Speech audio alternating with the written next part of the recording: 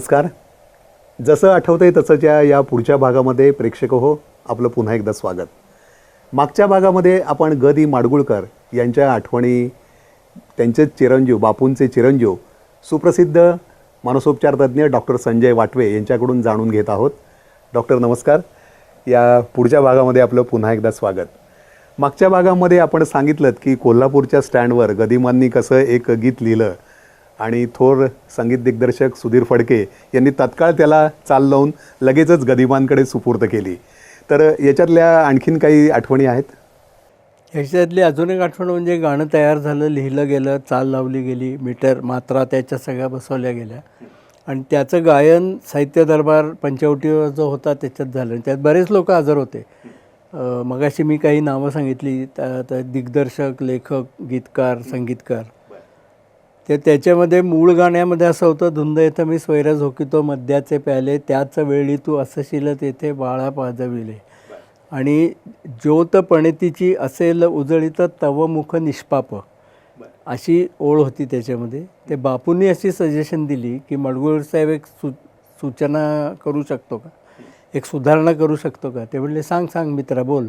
तर ते म्हणले तुम्हाला ती सात्विक निष्पाप अशी स्त्री दाखवायची आहे, त्या पणतीच्या ऐवजी समईची असा शब्द पाहिजे. कारण पणतीचा अर्थ वेगळा होतो आणि समईचा अर्थ वेगळा. म्हणजे देवापुढे तेवत राहणारी आणि सात्विकता सोजवळता म्हणजे समई. ते माडगूळकरांनी तत्काळ ती सूचना उचलून धरली, बापूंच्या पाठीवर हात मारला आणि त्या गाण्याचं ज्योत समईची असं रूपांतर झालं आणि तेच गाणं रेकॉर्ड झालं. समईची हा शब्द असलेलं गाणं. बरोबर आहे. म्हणजे मागच्या एका भागामध्ये आपण सांगितलं की एका कथेचा शेवटसुद्धा बापूंनी सुचवला आणि तो योग्य वाटल्यामुळे गदिमांनी तो ॲक्सेप्ट केला. तसंच एका या गीताबद्दल पण झालं. ही मैत्री खरंच मैत्री. नाहीतर कोण माडगूळकर कोणाचं ऐकणार आणि माडगूळकरांना सांगणार कोण, मुळात हाच मोठा विषय. बरोबर आहे. आपण गदिमा एक थोर कवी तर होतेच, त्यांनी विविध प्रकारची गाणी लिहिली. मला वाटलं लावणी हा प्रकार सुद्धा त्यांनी अतिशय उत्तमपणे लिहिला होता. लावण्या लिहिल्या त्यांनी. त्याचा एक छान इंटरेस्टिंग प्रसंग आहे. सांगा ना, जरूर सांगा. बापूंना ते बापूराया ह्या नावाने हाक मारायचे. गदिमा प्रवासमध्ये असलं ना बापूराया असे ते हाक मारायचे. ते बापू एकदा गेले त्यांच्याकडे गप्पा मारायला, तर ते लावणी लिहित होते एक आणि ते अरे बरं झालं आलास तू, कारण मी इथे सखा असा शब्द लिहिला होता आणि तो कानाला खटकत होता. ते आता मी राया असा शब्द टाकतो, तुला पाहिल्यावर राया हा शब्द सुचला. त्यामुळे त्यांनी मग त्या गाण्यात राया असा शब्द टाकून ती लावणी पूर्ण केली. सखा शब्द काढला सगळीकडचा आणि राया असा शब्द टाकला आणि तू आलास म्हणून राया सुचला असं त्यांनी सांगितलं. बरोबर. मला वाटतं गदिमा हे एक साहित्य संमेलनाचे सुद्धा अध्यक्ष होते.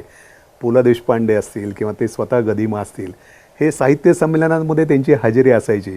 तर त्याविषयीचे काही किस्से किंवा आठवणी? निश्चित सांगेन. त्याच्या आधी मी तुम्हाला सांगतो शब्दावर कसे त्यांचे हे असायचे, राया सखाच्या जागी राया. त्यांनी सगळं हे बदलतो ना, मीटर बदलतो गाण्याचा, कानाला एक आवाज ध्वनी बदलतो, चपकल बसतो. तसं एक त्यांनी सीतेवर गाणं लिहिलं होतं, सीता बगीच्यामध्ये फिरते आणि फुलं तोडते. ते त्यांनी ते गाणं लिहिलं आणि फडक्यांना चाल लावायला दिलं. त्या फडक्यांनी चाल लावली आणि ते म्हणाले काय रे तू लिहिलेस, तोडीले असे शब्द असे खटकत आहेत कानाला. आपण सीतामाईविषयी बोलतो आहे, तोडीले असे कानाला खटकणारे शब्द नको. त्याच वेळेला गदिमा पान लावत होते आणि त्यांनी हे वाक्य जेव्हा फडके बोलले त्या पानाचा देठ असा नखानी काढून बाजूला टाकला. ठीक आहे, मग तोडीले काढ नखरीले घे. क्या बात आहे. अरे वा. म्हणजे एकदम तो मगाशी आपण म्हणलं तसं चपखल शब्द आणि त्याच वेळेला ते नखानी देठ काढत होते पानाचं. ठीक आहे, नखरीले घे म्हणाले, ते खटकत नाही कानाला. मगाशी आपण दरबाराचा उल्लेख केला. गदिमा यांच्या घरी अनेक साहित्यिक येत असेल, तसं बापूसुद्धा त्यांच्या घरी जात असत अनेक वेळा. श्रीरामचंद्र समजा आलेले आहेत, त्या कोणी म्हणालं की धीरेसे आजारी आखेने जरा ऐकायचं, ते लगेच म्हणून टाकायचे श्रीरामचंद्र. हे कोणाला शक्य आहे श्रीरामचंद्रांना सांगायचं हे गाणं म्हणा वगैरे. पण ते साहित्य दरबारात सगळे इक्वल लेवलला होते. राजा मंगळवेडेकर असायचे, लोककवी मनमोहन नातू असायचे. मग त्यांच्या गीताविषयीच पण चर्चा माडगूळकरांशी व्हायच्या. त्यामुळे तो एक फार अत्यंत प्रसन्न अनुभव बापूंच्या आयुष्यात नेहमी मिळालेलं आहे. कधी पु ल असायचे, मग त्यांच्या गमती जमती असायच्या, संगीताच्या गप्पा असायच्या. कारण पु ल फार महान संगीतकार होते, पेटीवादक होते उत्कृष्ट, आणि पिक्चर्सना म्युझिक डायरेक्शन पण पु लने दिलेलं आहे काही ठिकाणी. मला वाटतं बापू त्यांच्या घरी गदिमांच्याकडे गेलेला असताना त्यांना विचारलं होतं की तुम्ही इतके सुंदर शब्द, इतके सुंदर विचार हे कसे काय लिहितात? अनेक वेळा विचारलं. ते हसून वेळ मारून यायचे. ते म्हणले कधीतरी सांगेन तुला. तर एकदा बापू गेले त्यांच्या घरी गप्पा मारायला, ते कुठलं तरी गाणं लिहित बसलेले होते. ते बापू म्हणाले की आता मला संधी आहे, कोणी नाही आहे, आपण दोघंच आहोत, त्या मला सांगा की एवढे प्रतिभावान शब्द तुम्हाला गीत कुठून सुचतं? तर ते म्हणले सांगू खरं मित्रा, मी पेपर पुढे घेतला आणि पेन टेकवलं की मला अक्षरं दिसायला सुरुवात होते. अरे बापरे.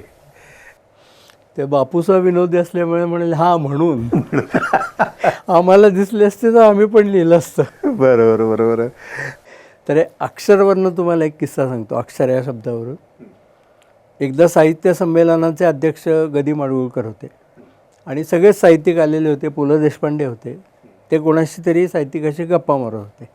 ते कॉलेजची पोरोपोरी सही घेण्यासाठी त्यांच्याभोवती गराडा घातला आणि पुलंच्या मागे लागले, सर सही द्या, सर प्लीज सही द्या वगैरे. तर ते मुलांना म्हणाले अरे माझी कसली सही मागताय, माडगूळकर साहेब बसलेत, ते संमेलनाध्यक्ष आहेत, त्यांची सही घ्या. ते ती मुलं मुली म्हणली की त्यांची गेल्या वर्षी घेतली आहे. ते पु ल आहेत ना, ते यंदा अक्षर सुधारलं आहे. हे त्या वेळेला सुचणं आणि लगेच यंदा अक्षर सुधारलं, यंदा सही घ्या. सगळेच लोक ही फार मोठी आणि अतिशय प्रतिभावान आहेत. मला वाटतं गदिमांनी काही जाहिरातींसाठी सुद्धा लिखाण केलं असं, की विशेषतः कॅमलिन ही जी एक नाही, गदिमांनी जाहिरातींविषयी लिखाण नाही केलेलं कधी. बापू ज्या प्रतिभा ॲडव्हर्टायझिंग या ॲड कंपनीमध्ये होते तेव्हा ॲड कंपनीचं एवढं काही फॅड प्रस्त काही नव्हतं. आता खूप आहे, पॉलिटिशियन्स ॲड कंपनी हायर करतात. तर प्रतिभा ॲडव्हर्टायझिंग ही त्यावेळेला नवीन होती संस्था आणि ॲड एजन्सी असं पहिलीच होती. त्या बापू काम करत होते तिथे आणि बापूंच्या सगळ्यांची ओळखी आहे ते सगळ्यांना माहीतच होतं, जगजाहीर होतं. त्या कॅमलिन नावाची एक शाई बनवणारी मुंबईची कंपनी आहे दांडेकरांची. तर त्यांनी अशी प्रतिभा ॲडव्हर्टायझिंगच्या अधिकाऱ्यांकडे इच्छा व्यक्त केली की आमच्या कंपनीच्या प्रमोशनसाठी माडगूळकर साहेबांनी गीत दिलं तर आम्हाला फार आनंद होईल. आता माडगूळकरांना कोण विचारणार? महाराष्ट्राचे वाल्मिकी, त्यांना जाहिरातीसाठी लिहायला कोण सांगणार? बापू तुम्ही तुमचे मित्र आहेत. हा मित्र असल्या म्हणून मी काय वाटेल ते नाही सांगू शकत. नाही एकदा प्लीज आमच्यासाठी जाऊन प्रयत्न करा.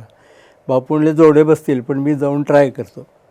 बापू गेले. मग इकडं तिकडं तो बोलत माडगूळकरांकडे विषय काढला की कॅमलिन म्हणून एक शाई बनवणारी कंपनी आहे, मराठीच माणसाची आहे, तर त्यांची अशी इच्छा आहे की त्या कंपनीच्या प्रमोशनचं गीत तुम्ही लिहायचं. तर ते भडकले, अरे महाराष्ट्राच्या वाल्मिकीला तू जाहिरातीची गाणी लिहायला सांग. बापू म्हणले काय उपयोग नाही जास्त बोलून. मग इकडं तिकडच्या गप्पा मारल्या बापूंनी आणि जायला निघाले की नाही माडगूळकर साहेब. तर ते जायला निघाल्यावर माडगूळकर म्हणाले कुठं चाललास? मैत्री केले आता निभावा. अरे बापरे. देतो तुला कविता. बर.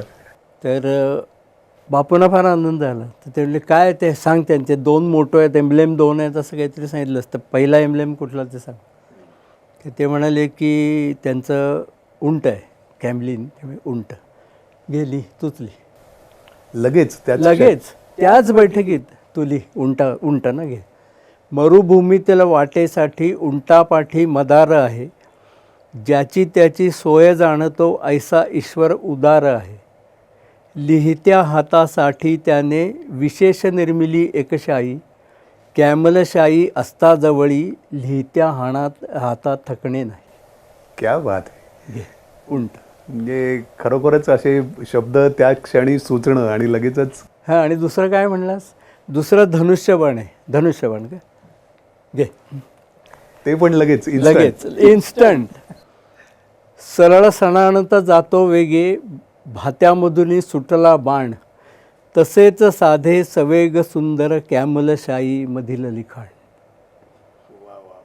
ते दांडेकर वेडावून गेले कारण माडगुळकरांकडनं कविता मिळणं अशक्य आहे आणि ह्या अशा घे काय धनुष्यबाण घे, उंट घे, अशा करत त्या कविता मिळाल्या.